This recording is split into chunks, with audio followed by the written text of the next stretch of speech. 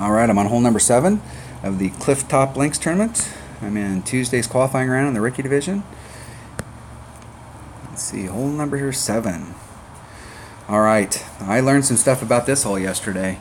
I practiced this hole yesterday, and the deal is I believe in the last tournament we had either a forward wind or a side wind, and we were able to work the wind out. I was coming out with a rocket and a marlin, and my red line somewhere right in this area.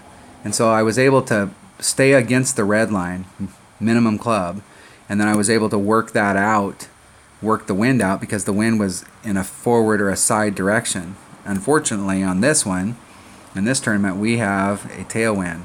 And so when your red line's here, if you're up against the red line, you have no place to maneuver. There's no maneuver room here. So there's a little. You could be forward just a little if you engage all of the backspin. But you've got to have a high enough level rocket to do this. And I will tell you, in one-on-one play, and I posted a hole earlier in the week when these came out, I posted the hole where I was doing the rocket here, and I did the shot, and you could get very close. And I actually did make a hole-in-one during the tournament on this hole. But during one-on-one last week, I posted a video where I came at it from out here with a sniper and dropped it in the hole and got a hole-in-one on it. So it's very doable from out here. It's just that you've got to set the shot up right, and really you want to bring the most accurate wood club in your bag, because if you make any mistakes, it's very easy, because of where you're hitting out here, it's very easy to dribble off into the sand or the rough. So you come out here with the greatest intentions and you hit a 2-ring great to the left and you're in the sand. 2-ring great to the right, you're in the sand. And I don't want that to happen. I want to get on this hole, get my birdie, and go home. So I bought some of those balls today, the new balls that they're offering, the 5 wind balls, and I bought them specifically for this hole because I only had 3 Santas. So I'm going to go ahead and use my Santa ball. I'll work them out so that I don't have any more of them. And let's see, I'm going to bring my rocket. I'm going to bring this bag right here, and I'm going to switch this to a rocket instead of a big topper. And let's see on my rocket. Let's make sure I got the stuff here. So it's 1.2 per ring. 1.2 per ring. And that's times 1.125 times 1.25. So I'm going to take, this is how I work.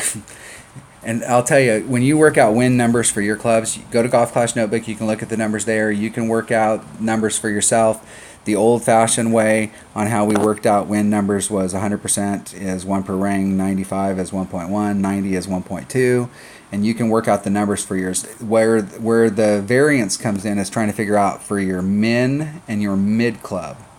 So we're at minimum club here. So we're downhill, so we should be making a bigger wind adjustment. We should be making, there's probably some wind adjustment we should be making here. But the way I work it is with my driver, it's the max number times 1.125 will give me my mid number, and the max number times 1.25 will give me my max number, or my mid number, excuse me, my minimum number. So let's see, 1.2 times 1.125 is 1.35, so it would be 1.35. Write these numbers down. 1.35, and then my max number is going to be, or my minimum number, if I can get my lips to work, times 1.25 is 1.5.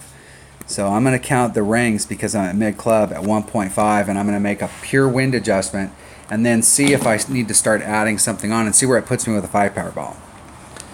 Now I'm going to try this out with a rocket, and I'll probably blow by the hole, and if I blow by the hole and I can't get all the wind out, then I'm going to really have to sit down and think hard about whether or not I'm just going to bring a sniper and come at it from the other direction. Even though the other direction is risky, in my opinion, it will give me a shot at hole-in-one, but it's whether or not I really need to risk this hole.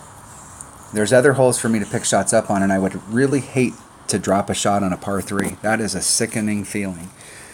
So I'm going to bring my rocket, and then my secondary club, I'm going to bring a sniper. So if I do find myself in that situation, I can pop out the sniper. My sniper is going to be 1.0 per ring. Alright, that's what I'm taking. Open up my pin chest. There we go. Off to hole number 7. This hole right here, and they strategically, I like it. They strategically do the wind on some of these holes so that it's not necessarily favorable for the clubs that we've picked in the past, and it also encourages us to have to use a certain ball. And towards the opening round, they'll probably come out with a power ball, but coming out with that low wind ball right now was awesome on their part. So I want to give myself a little bit of room against the red line. And I'm going to do max backspin, and however much side spin I can get on, and see where I'm at. So I've got plenty of room.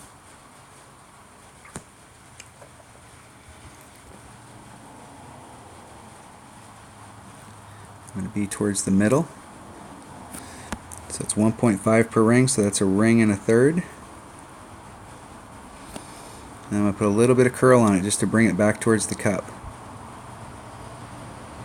Hitting it perfect. Got to look at it.